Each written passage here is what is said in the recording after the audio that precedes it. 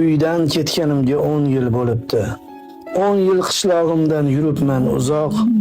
Men yurgan yo'llarda o'tlar unibdi, ko'milib bo'libdi men kezgan so'qmoq. Yoshlik chog'im edi, sho'xligim tutib, ismim o'ygan edim bitta terakka.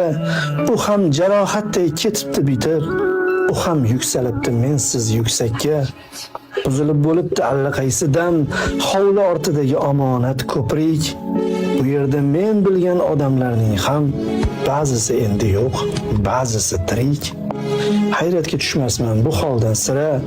Dunyo bu quvg'indi ohuday yelar, dunyo bu eng oddiy hukmiga ko'ra kimdir tug'iladi va kimdir o'lar.